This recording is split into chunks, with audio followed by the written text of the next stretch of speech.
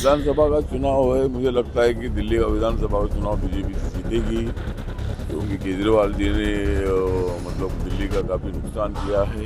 अरविंद केजरीवाल की हार हो जाएगी और वहाँ बीजेपी की सरकार आएगी। राहुल गांधी खतरे में है और कांग्रेस पार्टी और अपोजिशन खतरे में है। भगवंत मान जो वहाँ के मुख्यमंत्री है, उन्होंने इस्तीफा देना चाहिए, क्योंकि अपने राज्य में बाबा साहब अम्बेडकर जी का इतना अपमान होना ये अच्छी बात नहीं है। मुख्यमंत्री उनका बहुत अच्छा काम चल रहा है और वो हमारी इंडिया के साथ है, और इसीलिए उनका लड़का अगर राजनीति में आता है तो उनका हम स्वागत करते हैं। संविधान इतना मजबूत है कि मतलब संविधान कोई तोड़ नहीं सकता है, लोग खुद टूट जाएंगे, लेकिन बाबा साहब का संविधान टूटेगा नहीं। मुझे लगता है कि वक्फ बोर्ड मुसलमानों के विरोध में बिल्कुल नहीं है। वक्फ बोर्ड जो कुछ मुसलमानों की प्रॉपर्टी है और आम मुसलमानों को इसका फायदा बिल्कुल पता नहीं है, इसीलिए मतलब उनका फायदा सब मुसलमानों को होना चाहिए, इसीलिए ये बिल लाया गया है। नमस्कार, मेरा नाम प्रेम है और आप लाइव स्ट्रीट देख रहे हैं। राहुल गांधी बिहार पहुंचे थे। देखिए, कह रहे हैं कि संविधान को खतरा, संविधान में छेड़छाड़ कर रहे थे एनडीए के लोग, बीजेपी के लोग। मोदी के मंत्री पटना पहुंचे हैं और राहुल गांधी को जवाब दे रहे हैं।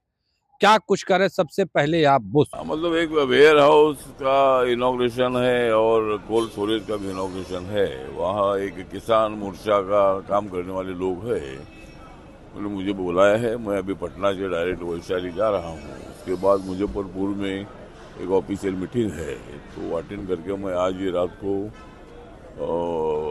दिल्ली जाने वाला हूँ। उसके लिए आज मैं इधर पे बिहार आया हूँ।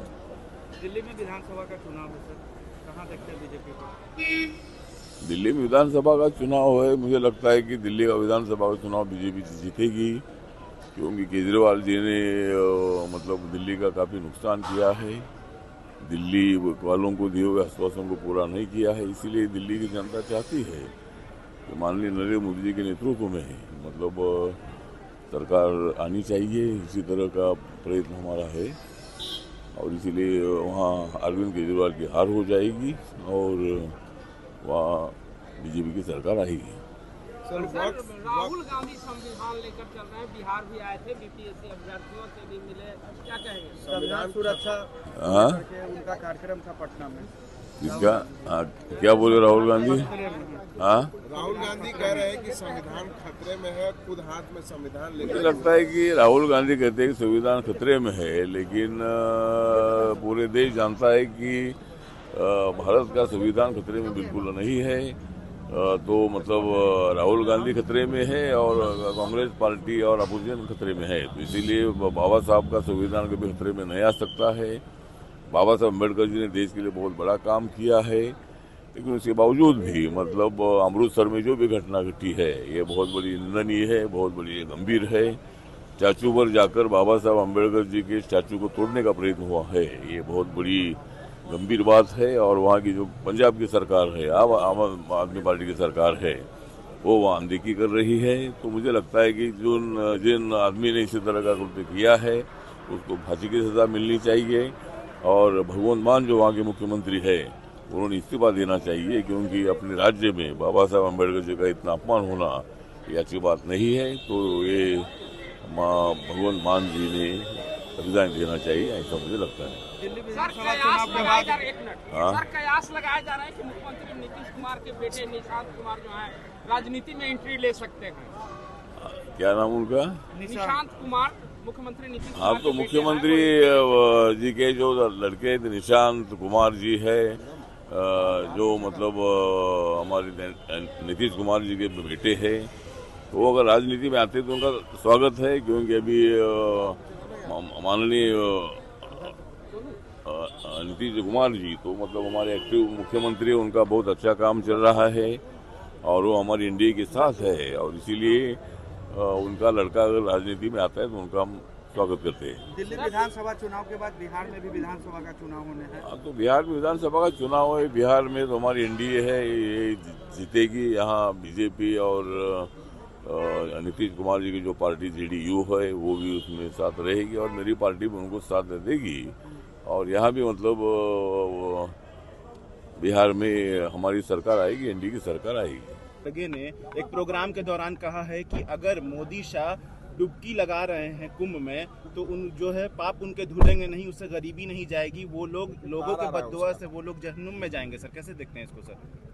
मुझे लगता है कि जहन्नुम में जाएंगे, कौन जाएंगे? लोकसभा के चुनाव में जहन्नुम में मतलब उनको नरेंद्र मोदी जी ने, अमित शाह ने भेजा है। और मुझे लगता है कि इसी तरह का टिप्पणी करना ठीक नहीं है। मतलब बाबा साहब अम्बेडकर जी का संविधान सभी को न्याय देने की बात करता है, सभी धर्म का आदर करता है।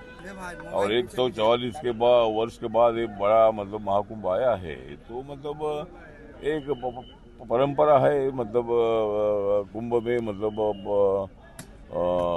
नदी में डुबकी मारने का या मारने का मतलब एक परंपरा है। तो उसके मुताबिक मुझे लगता है कि वहाँ जो भी मतलब मल्लिकार्जुन खड़गे ने बयान दिया है बहुत बड़ा निषेधार्थ है। और ये मतलब हिंदू धर्म का बहुत बड़ा अपमान है। और ऐसा अपमान करना मतलब उनको ठीक नहीं, अपमान करना ठीक नहीं है। और मल्लिकार्जुन खड़गे जी के बयान का हम धिक्कार करते हैं। और इसी तरह का बयान उन्हें नहीं देना चाहिए, ऐसा मुझे लगता है। राहुल गांधी भी संविधान को लेकर के हर जगह दिखा रहे हैं। उन्होंने भी कल उस प्रोग्राम के दौरान कहा है कि अगर ये लोग चाहते हैं कि संविधान खत्म कर दें ताकि आज़ादी से पहले जो गुलामी वाली हालत थी वैसी हो जाए। सर कैसे देखते हैं? मुझे लगता है कि संविधान बिल्कुल खतरे में नहीं आ सकता है। संविधान तो मतलब बढ़िया संविधान है और संविधान कभी खतरे में नहीं आ सकता है। और मैंने बोला कि अमृतसर में बाबा साहब के स्टैचू पर हमला हुआ है, कितने भी हमले होने दो, बाबा साहब अम्बेडकर जी का पुतला टूटेगा नहीं, संविधान टूटेगा नहीं। संविधान इतना मजबूत है कि मतलब संविधान कोई तोड़ नहीं सकता है। लोग खुद टूट जाएंगे लेकिन बाबा साहब का संविधान टूटेगा नहीं, क्योंकि वो देश की प्रॉपर्टी है और देश का बहुत बड़ा वो सम्मान है संविधान। तो संविधान कभी बदल नहीं सकता है। और संविधान बदलने की भाषा करने वाले ही लोग मतलब यहाँ समाज में दूरियां पैदा कर रहे हैं। सर यूसीसी लागू हो गया है उत्तराखंड में, सर कैसे देखते हैं इसको? सर जेडीयू को नाराजगी है सर।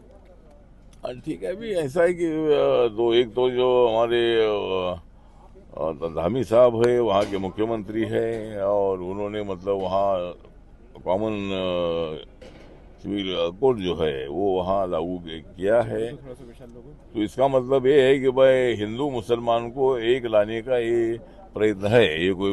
ये कानून कोई मुस्लिम विरोधी नहीं है। तो मुझे लगता है कि सबके लिए समान कानून होना चाहिए, इसीलिए मतलब उत्तराखंड में ये कानून बनाया गया है और उसका हम स्वागत करते हैं। और मुस्लिम कम्युनिटी में इस पे ये कानून अपने विरोध में ऐसा नहीं मानना चाहिए। हम सब लोग मिलकर देश को मजबूत करेंगे और देश आगे बढ़ेगा नरेंद्र मोदी जी के नेतृत्व में। वक्फ बिल को लेकर के काफी हंगामा हो रहा है, 10 सांसदों को सस्पेंड। वक्फ बिल को लेकर के हंगामा हो रहा है, 10 सांसदों को सस्पेंड भी कर दिया गया है। जेपीसी की बैठक में बहुत ज्यादा उसके खिलाफ है कि जेपीसी जो है वो मुसलमानों के लिए है, मुसलमानों के विरोध में है ये वक्फ बिल। मुझे लगता है कि वक्फ बिल मुसलमानों के विरोध में बिल्कुल नहीं है। वक्फ बोर्ड जो कुछ मुसलमानों की प्रॉपर्टी है और आम मुसलमानों को इसका फायदा बिल्कुल होता नहीं है। इसीलिए मतलब उनका फायदा सब मुसलमानों को होना चाहिए, इसीलिए ये बिल लाया गया है।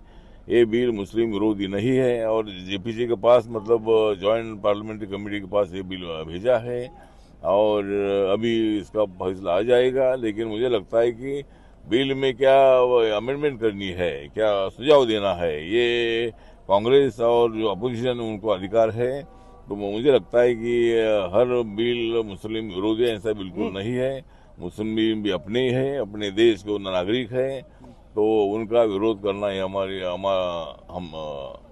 भूमिका बिल्कुल नहीं है। लेकिन वक्फ बोर्ड ये कुछ लोगों की प्रॉपर्टी होने से ये बिल लाया है। तो आपने सुना किस तरीके से राहुल गांधी को जवाब दे रहे थे। उतना ही नहीं, दिल्ली में विधानसभा का चुनाव होना है, सवाल उसको लेकर भी पूछा गया।